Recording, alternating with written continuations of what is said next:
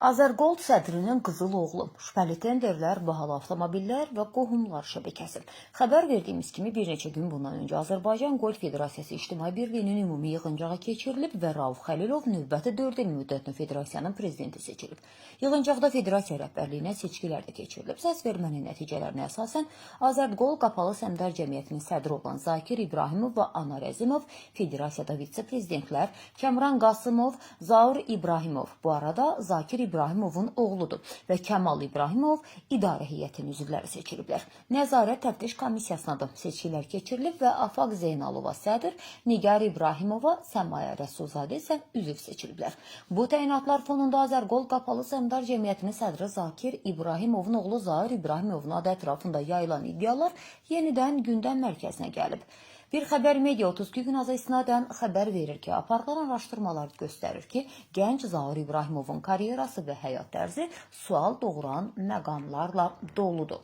İddialara görə Zaur İbrahimov Böyük Britaniyada bahalı ali təhsil alıb 2019-cu ildə Bakıya qayıdandan sonra əmək fəaliyyətinə BBC-nin həyat yoldaşının rəhbərlik etdiyi Mənzil İnşaatı Dövlət Agentliyində başlayıb. Lakin burada iş yoldaşlarına qarşı fiziki zorakılıq tətbiq etdiyi üçün işdən uzaqlaşdırıldığı bildirilir. Bundan sonra atası Zakir İbrahimovun himayəsi ilə Buta Construction Qapalı Səhmdar Cəmiyyəti üzərindən böyük bir biznes şəbəkəsi qurduğu iddia olunur. Sifarişçi ata, icraçı oğul sxemi ilə işləyən bu mexanizm sayəsində Azərgoldun milyonlarla manatlıq tenderlərinin, o cümlədən 22 milyon manatdan çox dəyəri olan Tulalar-Covdar yolunun inşasının məhz bu şirkətə verildiyi bildirilir. Zaur İbrahimovun adı mətbuatda həm də həddindən artıq dəbdəbəli həyat tərzi və aqressiv davranışları ilə hallanır. 97-ci il təvəllüdlü bu gəncin qısa müddətdə böyük bir avtomobil kolleksiyasına sahib olduğu bildirilir. Məlumatlara görə onun sərəncamında olan Audi RS7, BMW X6 və xüsusilə 90 PP 677 dövlət qeydiyyat nişanlı Land Rover Discovery markalı avtomobillər diqqət çəkir. Hətta iddia olunur ki, gənc İbrahimov avtomobilində qanunsuz olaraq silah gəzdirir və işçiləri ilə ünsiyyət zamanı mən sədr oğluyam, sizə elə elədirəm ki, heç yerdə parkovşik belə işləyə bilmərsiniz, deyərək onları təhqir edir.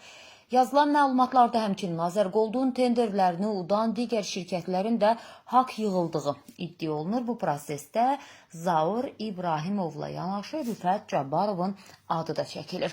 Şirkətlərə tender dəyərinin 10% miqdarında xərac kəsildiyi, bu pulları müxtəlif MMC-lər vasitəsilə nağdlaşdıraraq Zaur İbrahimova təslim edildiyi bildirilir. Hətta mətbuatda yer alan məlumatlara görə Zaur İbrahimovun dəbdəbəli toy mərasimi ərəfəsində bu faiz dərəcələri daha da artırılıb. Azərgoldun tərəfindən yayımlanan rəsmi açıqlamalarda bütün bu iddialar həqiqəti əks etdirməyən və qurumun nüfuzuna xələl gətirən məlumatlar kimi qiymətləndirilsə də, Golf Federasiyasındakı son təyinatlar ailə bağlarının dövlət və ictimai resurslar üzərindəki təsirini bir daha ortaya qoyur. Zakir İbrahimovun həm rəsmi vəzifədə, həm də federasiyada oğlu və yaxın qohumları ilə eyni idarə heyətində təmsil olunması mətbuatdakı korrupsiya və ailə biznesi iddialarının üzərindən dumanı daha da qatılaşdırır. Səsləndirilən iddialarla bağlı bütün maraqlı tərəflərin mövqeyini işıqlandırmağa hazırıq.